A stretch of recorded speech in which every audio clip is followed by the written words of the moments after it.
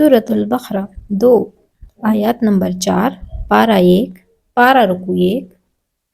سورہ رکوع 1 والذین یؤمنون بما انزل الیک وما انزل من قبلک وبالآخرۃ هم یوقنون،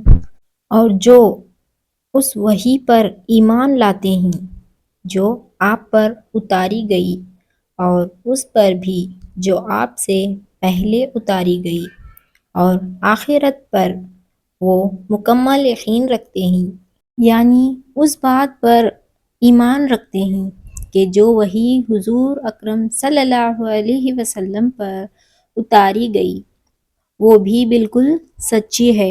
اور جو آپ سے پہلے انبیاء کرم صلی اللہ علیہ وسلم پر، مثال حضرت موسیٰ علیہ السلام، حضرت عیسیٰ علیہ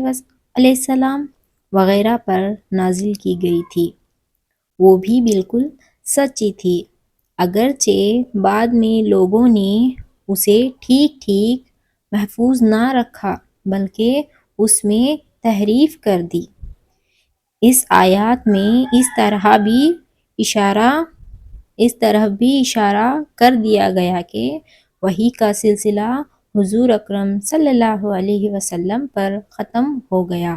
آپ صلی اللہ علیہ وسلم کے بعد کوئی ایسا شخص پیدا نہیں ہوگا جس پر وحی آئے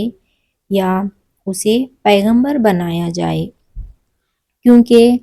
یہاں اللہ تعالیٰ نے صرف ان حضرات صلی اللہ علیہ وسلم پر نازل ہونے والی وحی پر آپ سے پہلے کے انبیاء پر نازل ہونے والی وحی کا ذکر فرمایا ہے، آپ کے بعد کی کسی وحی کا ذکر نہیں فرمایا۔ اگر آپ کے بعد بھی کوئی نیا پیغمبر آنے والا ہوتا یا اس کی وحی پر ایمان لانا ضروری ہوتا تو اس کو بھی یہاں بیان فرمایا جاتا، جیسے کہ پچھلے پیغمبروں سے یہ عہد لیا گیا تھا کہ آپ حضرت کے بعد حضور نبی کریم صلی اللہ علیہ وسلم تشریف لانے والے ہیں، آپ کو ان پر بھی ایمان رکھنا ہوگا۔ اس کا دوسرا حصہ قرآن شریف کی آیات نمبر 81 سورۃ العمران میں آئے گا۔ آخرت سے مراد وہ زندگی ہے جو مرنے کے بعد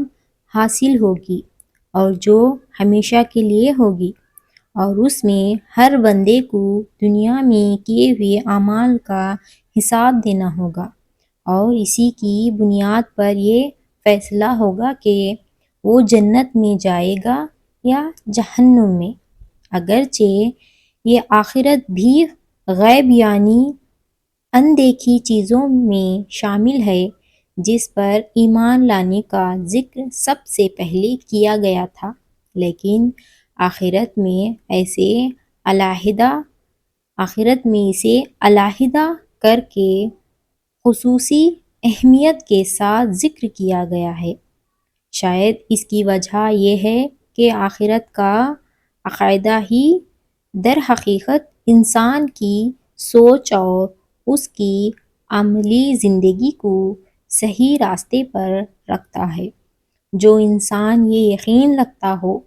ایک دن مجھے اللہ کے سامنے پیش ہو کر اپنے ہر اعمال کا جواب دینا ہے، وہ کسی گناہ یا جرم کے ارتکاب پر کبھی ڈھٹائی کے ساتھ آمادہ نہیں ہوگا۔